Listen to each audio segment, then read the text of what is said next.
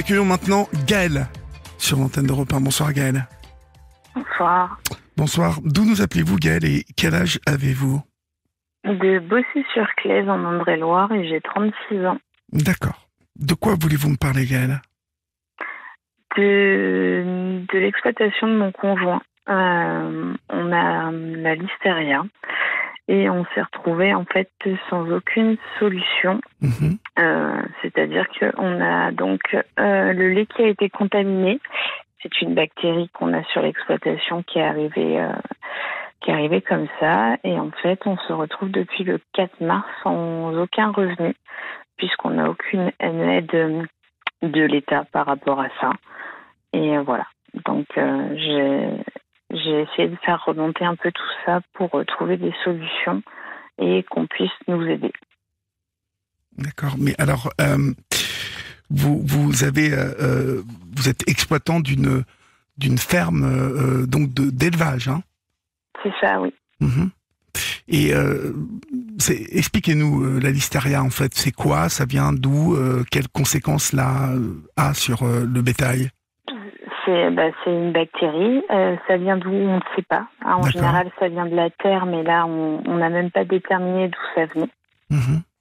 Et en fait, voilà, ça touche nos chèvres. On a déjà eu une vingtaine de chèvres qui sont mortes depuis 2 mois. Et le lait, en fait, est obligé d'être pasteurisé. Et donc, nous, on ne peut plus produire de Sainte-Maure-de-Touraine. D'accord. Ah oui. Et donc, du coup, c'est fini, vous n'avez plus aucun revenu. C'est ça. Qu'est-ce que vous faites alors pour ça? Vous manifestez auprès de qui? J'ai alerté l'État. J'ai commencé comme ça. J'ai alerté l'État le 4 mars en disant que ça allait devenir compliqué parce que sans les charges continuent de tomber, qu'il fallait qu'on ait un petit peu d'aide et sans quoi j'entamerais une grève de la faim. Et donc le mardi 9 avril, j'ai entamé la grève de la faim devant le ministère de l'Agriculture. Devant le ministère de l'Agriculture? Oui. Donc vous m'appelez... ça n'a rien changé. Ça n'a rien changé? Rien? Ça n'a rien changé du tout. Vous êtes pourtant des producteurs réputés pour la qualité de votre, de votre fromage, me semble-t-il. C'est ça, oui. On a depuis... Donc l'exploitation, c'est Kevin là, mon conjoint depuis 2019 et depuis 2019, il a toujours été médaillé sur le concours de Sainte-Maure-de-Touraine. Et l'année dernière, on a encore été médaille d'or sur ce concours qui a lieu au mois de juin. Mais il n'y a pas des assurances qui vous couvrent, vous les producteurs comme ça? Il n'y a pas d'assurance qui vous protège de ce type d'épreuves? C'est plein de petites lignes d'assurance qu'on paye déjà cher. On sait qu'on va avoir des assurances qui vont marcher, mais on ne sait pas à quel montant. Ils vont prendre notamment en charge les analyses qu'on fait tous les jours. Et tous les jours, on analyse le lait. Et c'est des analyses qui coûtent entre 25 et 30 euros par analyse. D'accord. Donc vous faites le calcul depuis le 4 mars. On a tout testé. On a testé chacune de nos chèvres. On a testé les aliments. Et donc ça, chaque fois, c'est une analyse qui est facturée. Oui, oui, ça coûte de l'argent. Oui. On ne sait pas comment la listeria arrive en fait. Donc on ne sait pas. C'est la première fois que ça vous arrive? Oui, tout à fait. Et donc, ça devient très compliqué. Après, on comprend tout le système qui est mis parce que c'est quand même c'est sérieux. C'est quand même grave en fait. Oui, si c'est quelqu'un un peu fragile qui ingère un produit contaminé, elle peut en mourir. Donc c'est pas du tout ça sur lequel on n'est pas d'accord. Mais bien évidemment, on s'en doute bien que vous ne contestez pas ça. C'est vraiment tout le côté où on est en fait seul. Et même en remontant tout ça à l'État, ça ne bouge pas plus. Vous avez des enfants, je crois que vous avez 4 enfants à charge. Oui, c'est ça. C'est 4 enfants. Kevin a son fils qui a 20 ans, qui vit avec nous aussi sur la ferme. Donc on a des enfants de 20 ans à 3 ans. D'accord. Et plus de rentrée d'argent du tout? Non. Est-ce qu'il y a une solidarité qui s'est mise en place autour de vous, Gaëlle? Oui, on a créé une cagnotte. On a créé une cagnotte en expliquant un peu ce qu'il en était. Et en fait, on a reçu beaucoup de messages pour nous soutenir, pour dire qu'il fallait qu'on continue de nous battre. Et ça fait plaisir parce que on a reçu des cartes des gens qui ont réussi à avoir l'adresse suite aux nombreux reportages qui ont été faits aussi. Et voilà, ça fait chaud au cœur.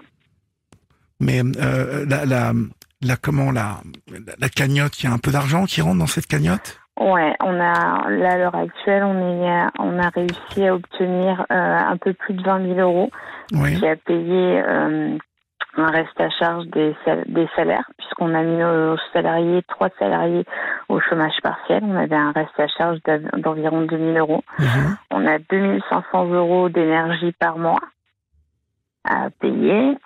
Un camion d'aliments pour nourrir les bêtes, c'est 5 000 euros. Oui. Donc voilà, déjà 3 postes importants sur lequel on a pu payer grâce à la cagnotte. C'est tout de même incroyable que personne ne vous aide, enfin qu'il n'y ait pas un organisme comme ça qui aide des agriculteurs qui sont déjà dans la panade quand il arrive un truc pareil, parce que la listeria, ça n'est pas de votre faute, on est d'accord? On est bien d'accord, mais justement, on est dans quelque chose... On a essayé de leur expliquer, ouais. Et alors, on vous répond quoi? On vous répond quoi, alors? Il y a des aides pour d'autres choses, mais pas pour ça. D'accord. Et donc, la listeria, qui est une bactérie qui est donc créée par les temps modernes, hein, on va dire, parce que la listeria, ça existe depuis combien de temps, la listeria, en fait? Ça a toujours existé ou c'est apparu ces dernières années? Non, je pense que ça a toujours existé, mais apparemment, normalement, c'est plus souvent par la terre, en fait. C'est une bactérie qui se trouve dans la terre. D'accord. En général, donc en fait, ça peut être quelqu'un qui est venu avec les chaussures sales et qui a contaminé un endroit. Mais on a à l'heure actuelle, 2 mois après, donc depuis le 4 mars, on ne sait toujours pas où se situe la bactérie. On a tout essayé de tout analyser, que ce soit la machine de salle de traite. On a analysé chacune de nos chèvres, on a analysé tous les aliments et on n'a toujours pas trouvé de famille. Ça veut dire que ça peut continuer longtemps, cette histoire en plus, non? Oui. La grève de la faim, vous l'avez entamée mardi à minuit, c'est ça? Mardi 9 avril, oui. Et vous la continuez là actuellement? Oui. D'accord. Et les autorités sont au courant là-bas, par chez vous? Oui, ils sont au courant. J'ai la personne qui s'occupe du mal-être agricole qui est venue me voir le mercredi en me souhaitant bon courage. Et puis voilà.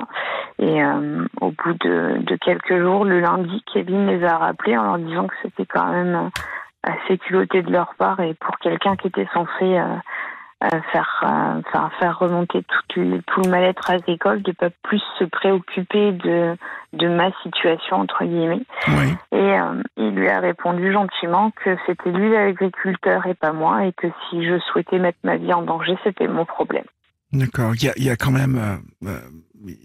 Il y a quand même quelque chose avec les agriculteurs. Je sais pas. Les gens n'ont pas l'air de comprendre que c'est vous qui nous nourrissez, qui êtes la sauvegarde